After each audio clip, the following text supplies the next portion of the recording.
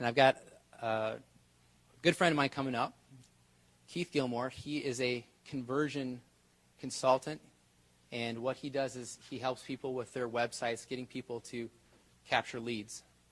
This is huge. You can have a bunch of people subscribe to your Facebook or Twitter or YouTube, but if you don't get their email address and you don't connect with them, it's going to fall flat. So what Keith is going to do is he's going to show you some of the ways you can structure your calls to action, get people off YouTube and then onto your website. With that, I just want to bring up Keith Gilmore. So essentially what we're covering are some basic questions. How do you get someone to watch your video? Who said that earlier? I know I did. Dwight? Where do you place your video on your website? Because that's pretty important. You may not have any way to place your video on YouTube other than on your channel, but you got to know where to place it on your website. How do you get them to respond to your video? And then ultimately, this is just the basics of converting your viewers, your video viewers, into leads and customers. All right. But before we answer those questions, we actually have to address a bigger issue. Okay? The bigger issue is going to uncover those keys to making all your video marketing more effective and all your overall marketing more effective. Now, rhetorical question. Was Sarah Milas very approachable? No. She was like a wall. She didn't want to talk to any guy, really. I mean, she had a particular stereotype in mind when Chip came up to her. I mean, she gave him the you know, what do you say? Thank you. Talk to the hand. Used to be, what is it? Talk to the hand because the foot doesn't want to listen to you either, or something. I don't know. Talk to the foot because the hand doesn't want to listen to you either. So the stereotype in her mind was, no, Chip matched that stereotype. But whatever industry, whatever field you're in, doesn't matter because there is a level of distrust your customer, your market, your prospect has with you, whether you like it or not. So there is a perception we have to overcome, right? There's a certain stereotype. It may not represent, that may not represent you, but there's an exaggerated stereotype, right? So the big question is, how do we gain their trust? Video marketing is awesome at helping you do that. Now, let's think about this. How did Hitch gain Sarah's trust? But let's think of this. When the scene started out, what happened? What was Hitch doing? Research, that's right. Woo! He was doing his market research. He was asking the bartender, so where's she drinking? I mean, he gave him all the answers, right? Now, he was wearing a t-shirt, jeans, and sneakers, right? No, he was wearing a nice sports jacket, button-up shirt, slacks. He looked nice. He looked appealing to the person that he wanted to connect with. So that's part of his approach. And he didn't just walk up to Sarah, open his mouth, and say, I've got you an appletini, right? He did, because he did his market research, that's why it's so important to do that. So he planned out his approach. He had a desired outcome, and that desired outcome, sure, it did change, but especially when Chip came into play, but he planned out his approach. He started with the end in mind. He didn't just, again, walk up, open his mouth, and just hope for something to happen. He was strategic he connected with Sarah. All right, so this is the nice advantage. I'll take that little cursor out of the way. The nice advantage, the great advantage of marketing online is that we have the ability to connect with our entire market, with our entire world within an instant, right? We can do that in an instant. We have no other marketing platform that can have that instant gratification, that instant result. You may not get to have a face-to-face conversation with your potential customer to gain their trust, because that's the most ideal. But communicating your message in a video can be extremely effective and extremely powerful to build trust with your audience. I mean, you're in a video. They see, oh, it's a face. It's a human. There's a human element, right? They see you express, emote, all these things, right? But the common mistake is the internet gives us such instant results. The things can seem more virtual than real. It's unlike any other interaction we have. Things just happen. Wow, they click on a button, they buy. Wow, okay, all right, great. The mistake is that we end up disconnecting how we market online with how we actually connect and interact with each other in the real world. And so we end up forgetting how important the human element can be sometimes. So big question number 2 is, what stands in the way of your audience from not only trusting you, but giving you the time of day? Because, again, we saw Sarah, she was very standoffish, right? But that was also Chip. Chip was standing in Hitch's way. One of the main goals of all great marketing, there's a saying within direct response marketing. It's called the Robert Collier principle. It's essentially to enter in the conversation that's already taking place in your customer's mind. Enter in the conversation that's already taking place in your customer's mind. This is extremely important, but it's extremely effective because it's as we saw Hitch demonstrate, that's what he did. He told her, "You're probably thinking this." Hence his remark about the FU sign on her forehead, right? Now, before we move forward, let's just define 2 terms here. First one is conversion. This is something this is where we plan your approach. Be crystal clear about the conversion you want from your videos. So whatever video you make, please don't make the mistake of just saying, I think this, hopefully something great will happen, right? We've got all sorts of conversion goals in mind.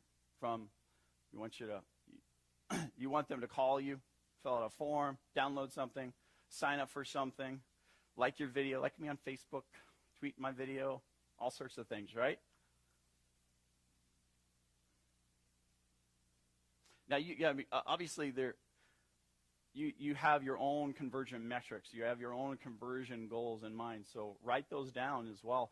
The second term is the word persuasion. Sadly, this is a word that gets a bad rap. It's got a bad rap because oftentimes we associate it with the word manipulation. The word manipulation, and I want to pause here because manipulation is really just a perversion of persuasion. Okay? Here's a great definition of persuasion. It's a process of guiding a person to adopt an idea, a belief, an attitude, or behavior about something by communicating information, feelings, reasoning through written, verbal, or pictorial form. I know it's not a very simplified definition, but I love the part it just says it's a process of guiding a person to adopt an idea. It's not something that's coercive, right? So we got those 2 definitions out of the way. Here's the thing, though. I want to caution everyone on. If you do not, you might be crystal clear about the conversion part. About, okay, I want this to happen. This is my desired outcome. But if we don't grasp the persuasion part, if we don't understand what influences our audience, we could be saying the wrong thing. We could just speaking over them or not realizing what they're thinking, right? So if we don't grasp that persuasion part, then we could end up like Chip. Like he said to Sarah, he was alone and shut down and afraid. That was supposed to be funny, by the way. Anyone know who this is? It's not my dad. His name is Dr. Robert Cialdini. No, he's not the great magician, Robert Cialdini. Sounds like it. He's actually a behavior psychologist or a social psychologist from the University of Arizona.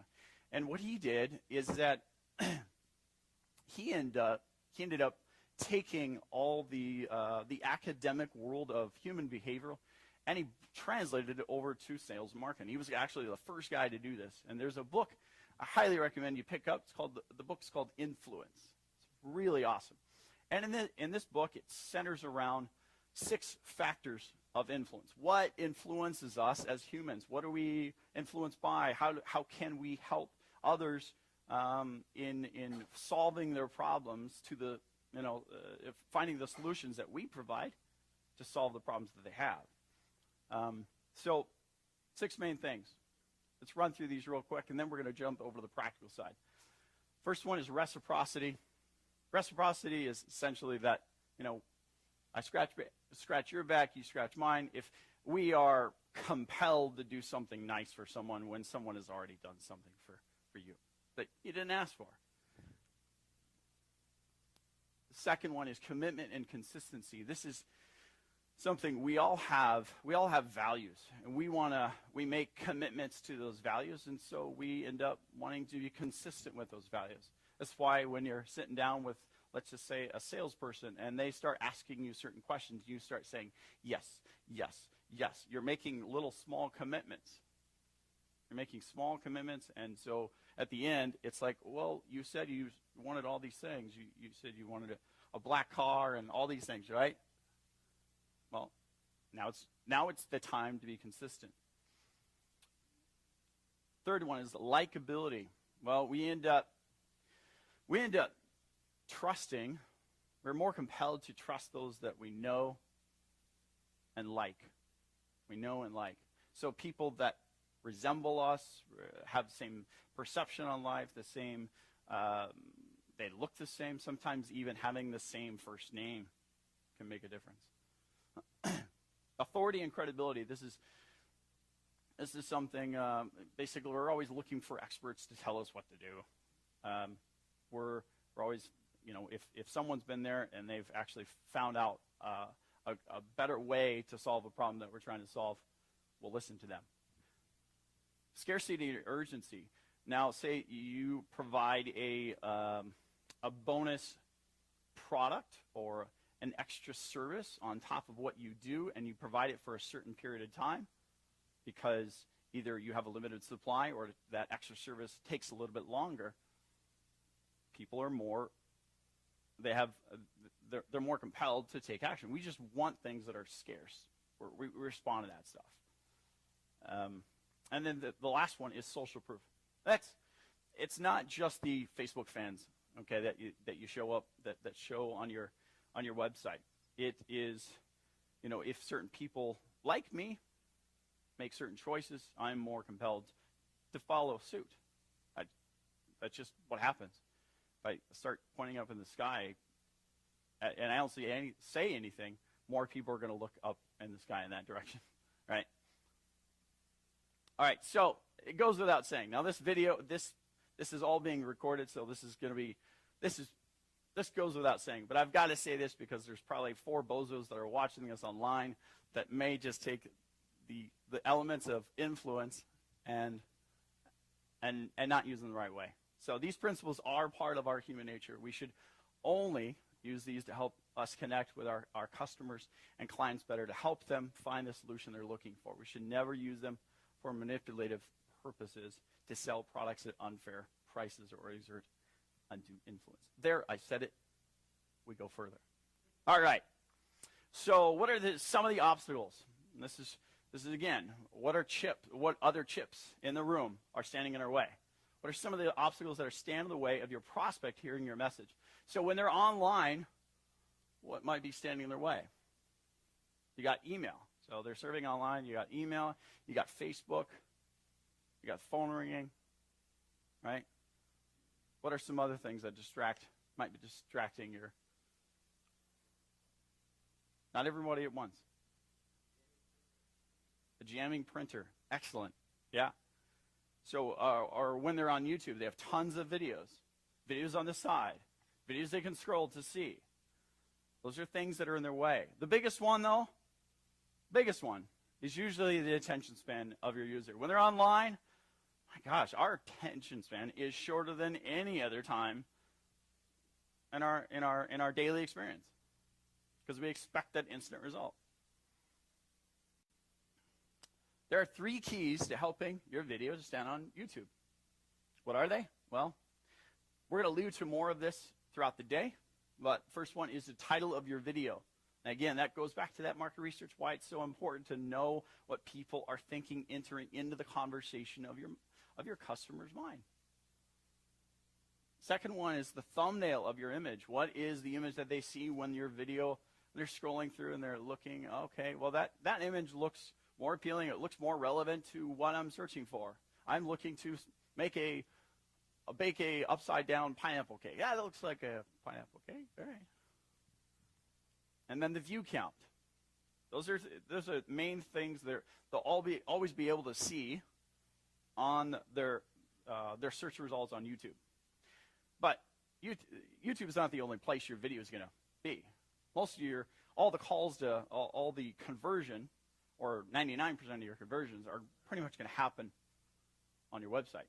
So let's move over there. So what are the obstacles standing in the way on your website? Again, we have to consider these things.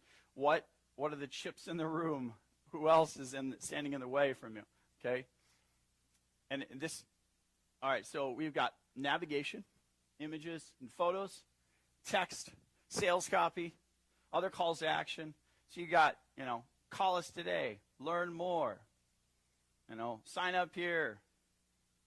Your video is very important. If you provide value, as Matthew said, you can and you can tell a story about what your business does, your product does, but ultimately what's in it for them. If you can do that and keep those things out of the way, all the better. So we have to consider those things. All right, now this is where the rubber meets the road. How do you get someone to actually go from that passive viewer to the active participant? How do you compel your visitor? Am I going too fast, by the way? Yeah. Let me move forward just real quick here, Dwight, and then we'll go. All right. So this is again what we're all looking to do. First off, don't expect them to watch your video. Don't expect them to watch your video. The image they see before the video starts is very important. That's why, you may think, oh, I've made an awesome video. They're going to love this. But in order for you to make sure they watch it, that still image, if it's not on autoplay, that still image that they see before the video starts is very important. So another thing is to give them good, quick, solid reasons why they should click play. Don't have a large paragraph next to your video. Please don't do that. They won't read it, especially because video is like, they want to press it and click play, but you want to give them a reason why to do that. Explain it in a way that will pique their interest. Here's an example. There's a client site that I worked on. So we're piquing interest. The market was, these are people that want to get in certain branches of military that required special training.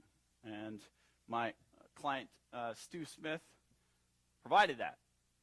Well, a lot of these people end up thinking, there's a sea of resources out there. How do you know what's going on? What's going to work for you? So you pique their interest with a question perhaps, and you make it obvious to that image is playable. It's a video, and it takes them over to another screen on this website. Now, where do you place your video? Where do you place your video? One of the best places to put your most important video is in the above fold area of your site. Anyone know what the above folds area is? That's exactly where it comes from. You're right. It's that newspaper analogy there. But ultimately, it's in terms of the website, it's the part of your site that your visitor can see without scrolling down. Now, it's going to be a different experience for different people because we all have different size monitors and stuff. Okay? Here's an example. You might have heard of this company. It's here based in Madison. When I worked with them, their video, which told the story, was down at the bottom of their site. No one really knew to play it. It wasn't there. It wasn't visible. It told the story, and it tells you why their product's great, what kind of problems it solves. All right, so there is one page on your website. Maybe may have been created already and may not be. But if you don't have this, I highly recommend you create one. Okay. Now, I will say most of the examples that I could find to show you this are done by larger, medium-sized companies, because most small businesses aren't doing this. And here's the thing. It really comes down to this. If you got an advertising or marketing campaign and you're sending traffic to your homepage, you've got a missed opportunity, because you've got all these other things distracting or potentially vying for the attention of that person responding to your ad, your marketing campaign. And if you don't send them to this particular page, then you're missing out on a huge opportunity. So you send traffic to a targeted landing page. Targeted landing page. It's related to the ad, the marketing piece. If it's an email, if it's a Google ad, they just saw, they clicked. Just bring them to their home page. You bring them to this page. You bring them to a landing page. A landing page is essentially the first page your visitor sees on your website. Well, it might be the home page. Could be. But make sure it's directly related to the intention that brought them there. Okay? Perfect example.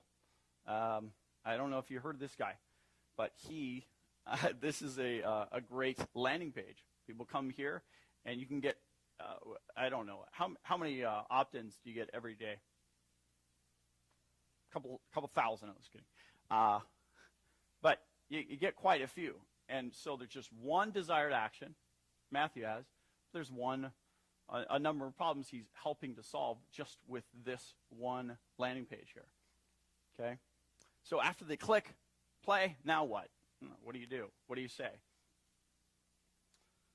First off, their time is important. Their attention span is short. So you give them good reasons to keep watching. What do you mean, Keith? So think about this. Hitch said something, did things to compel Sarah to keep listening. He used that Robert Collier principle. And probably didn't say that at all, right? But he entered in the conversation that was going on in her mind. He talked about the skepticism that she already had. So you touch on the pain point or desired outcome that drove them to your website. I know for a while you've been looking around trying to find how to bake an upside-down pineapple cake. And you may not have found it. Well, that's what this video is all about. So you start with, in other ways, maybe start with the benefits that they will get by watching your video. Okay? So you restate the benefits of the video in maybe a headline and text that describe the video. Moving forward. Oh, sure.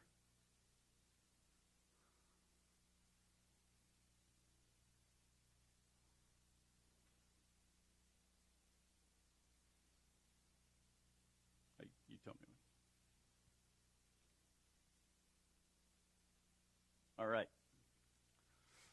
So the length of your video. Here's the thing. You want to watch your video. A lot of other people don't. Okay? So most people watch, according to research, watch the first 10 to 15 seconds before moving on to the next video, the next thing, their phone ringing, their printer jamming. As a general rule, most of your videos should be no more than 60 to 90 seconds. Now, that also depends on a few things like how well your audience knows you. You could start telling a longer story. You can have a longer video. The more they know you, the more trust that's built up, right? The number one ingredient to keeping them watching is really the most popular radio station in the world, and that's WIIFM. It's what's in it for me. Now, Matthew's going to cover more of the content, the body of of what your video should have in it. But that's my one piece here that you really need to keep in mind. So what kind of videos convert well? An opt-in video, like we saw on the Mobile Video Ignition, offering maybe a free resource. So what is something you can give away for free? What's something you can give away for free? Or maybe you can provide a consumer awareness piece, like someone's looking for a building contractor. The 16 questions everyone needs to ask before hiring a building contractor. If you set the stage and you provide that free resource, you become the authority, and then you're using that reciprocity influence, okay? And then see how it works. And trial videos are very good videos that help to convert as well. Here's a little example. Crazy Egg provides eye tracking software or technology for your website, so you can actually watch a mouse move on your website. Oh, okay, that's where they're not going over there, they're going over there. So obvious call to action there. Very obvious that it's a video. It's attractive. Now, there are 3 rules for moving viewers to action. Rule number 1, you tell them what to do and why. You tell them what to do and why. I'll move slow on this because I can see a lot of hands writing and typing. Tell them what to do and why. Rule number 2, do not give them more than 1 or 2 actions to complete. Now, a lot of YouTube videos, you might see at the end, it says, all right, like me on Facebook, tweet this video, all these things, subscribe to my channel. If you give too many directions, you end up overwhelming your viewer. So give them 1, maybe 2 actions to complete. It simplifies things. And rule number 3 is just make it super simple. Make it idiot-proof by giving clear and obvious directions. And then this is the magic. Your call to action. Don't leave any guesswork to them. Don't leave anything no guesswork. It should be both spoken and written. So you put the call to action verbally and in text or in a graphic. The reason you might be thinking, well, why can't I just say it? Why can't I just have it in the audio? Well, say if someone's at work. They have to have their speakers off. You got to have it in graphic. You got to have it in text. Okay? Plus, I mean, what if they're deaf? Right?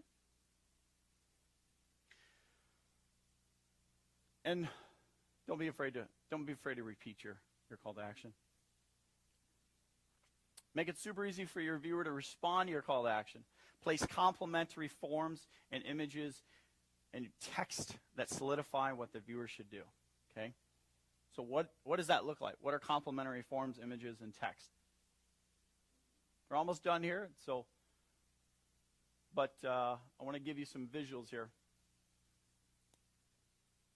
Move forward. Okay.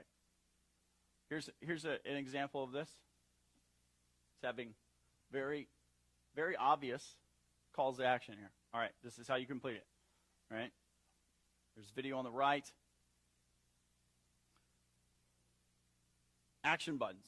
Now these, you might thinking, oh, those look corny, or those look cheesy. Well, Amazon uses, and all sorts of other vendors use certain buttons because they work.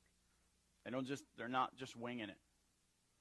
They've tested this stuff over and over and over again. So you use call to action buttons instead of hyperlink text. Some people go, oh, I'll just put it in words. But actually, we naturally click a button rather than text better. Here's a great example of a landing page. It's got a few of those elements of social influence. So you've got the likability in the video. You've got very easy call to action button down there. It's a special offer. So you got that scarcity, the urgency. You've got the credibility, the authority, and you've got the social proof, right? It's actually the hand right there. It's actually a guy here in Madison. Your call to action verbiage, one thing I would say is use first person language in your call to action buttons, okay? That means I'll just sign you up. No, sign me up, right? Help your visitor to own the action rather than just being led along. Here's an example of what I'm talking about. Did I going too fast here on that? Okay, thank you. So again, using that first person language.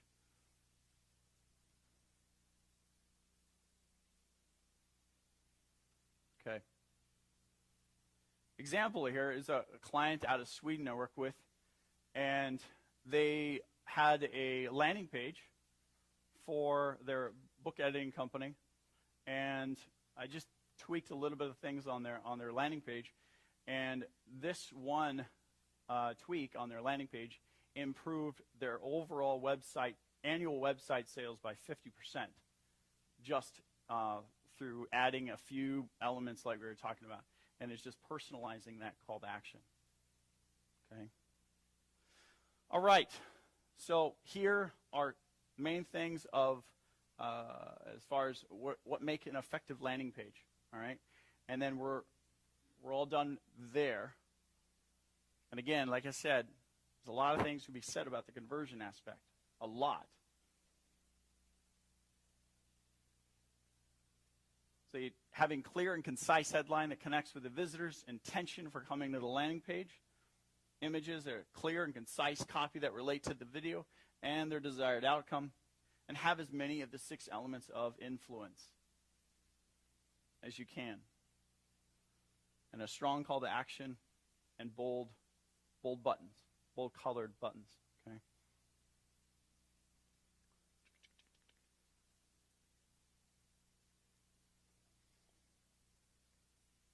All right. Everybody move? You tell me. No. All right. Good.